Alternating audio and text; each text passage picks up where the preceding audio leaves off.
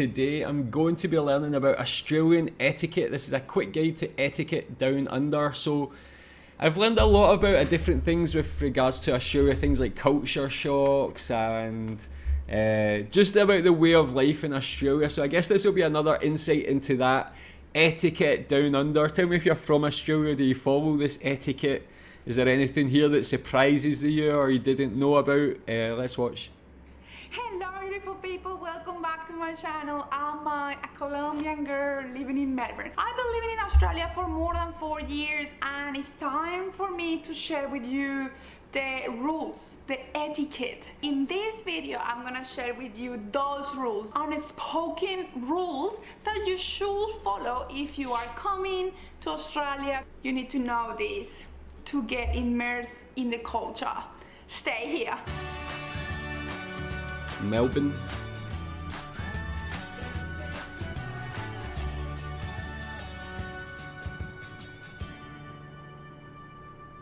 As you know, in Australia we drive on the left, so opposite to any other country with few exceptions. We drive on the left, but also we walk on the left. On the stairs we go on the left to go down. It's very funny when you're in the city center and you can tell who is a tourist and who is not a tourist, because the tourist will walk on the right and it's kind of like, move, this is not the way you need to walk, you need to move to the left. The second, I mean, is that the case? I've seen that mentioned on another video before.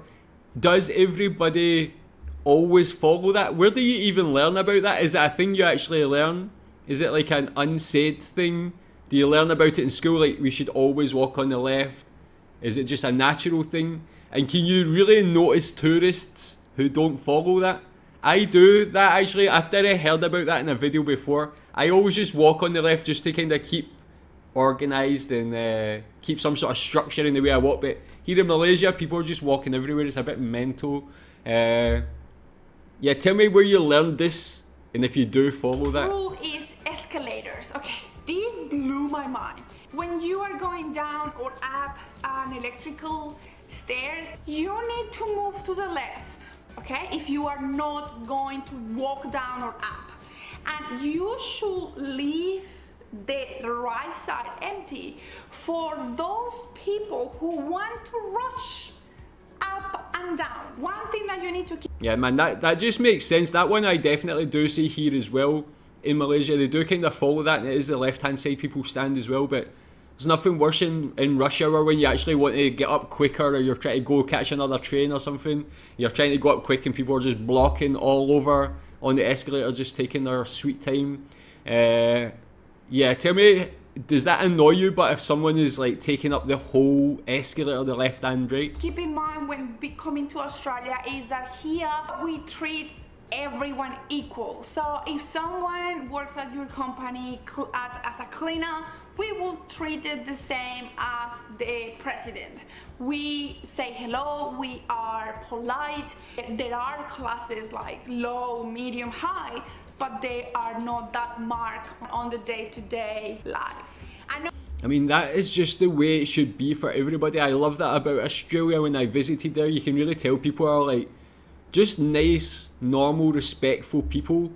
I'm the same, like no matter who I speak to, whether it is a cleaner, like a server, someone in a restaurant, something like that, always just try and be the best, most respectful person and just be like nice to everybody.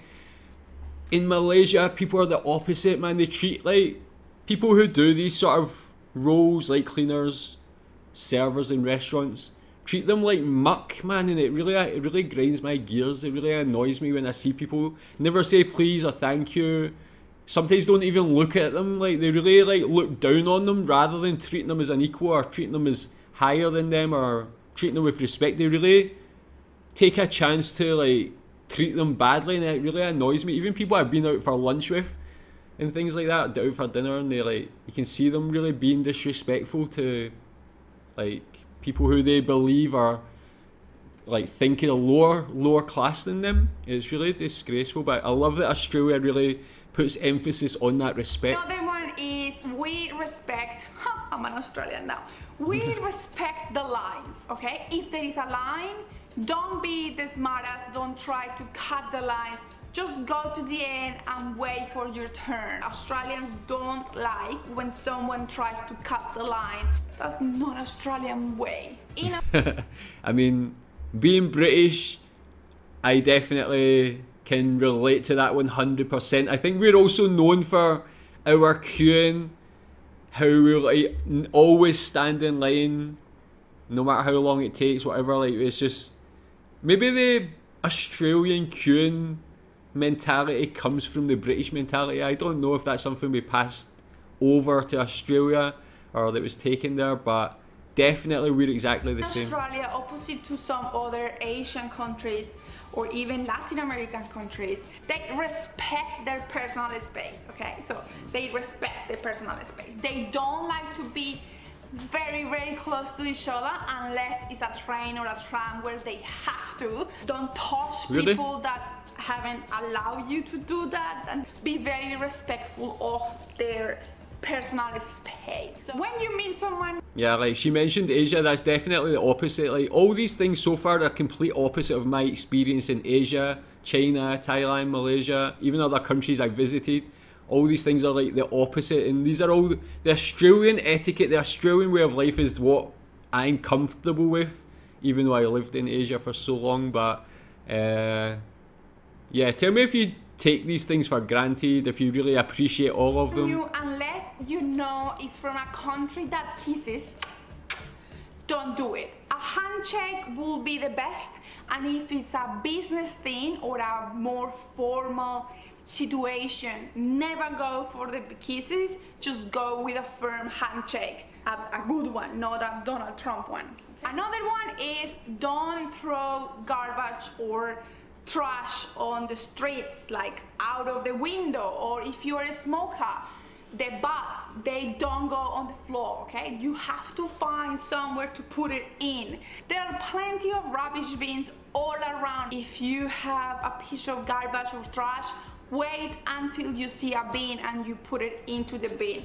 Don't do it on the street, even if it's a little plastic mint thing.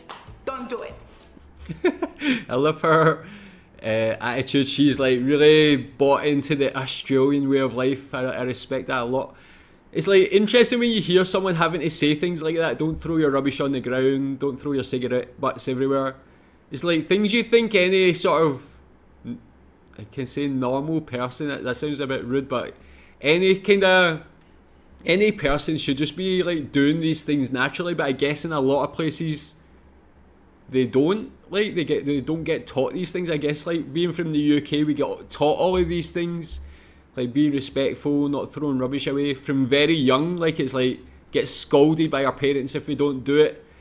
So it just kind of like teaches us to be normal people. But all of these things, it's like interesting that some people have to be told to do these things. This one is a little bit controversial. In Australia, we do not tip. Tipping, I mean as in the waitress, leave some money at the end so they can divide it. We don't have to. It's not an obligation to do it. Like in other countries, like in America, you know that you have to tip. Here, you don't have to tip. If you want to tip, that's fine, that's good. Don't think that you have to tip in order to be seen like a good tourist or a good person. That's not the case.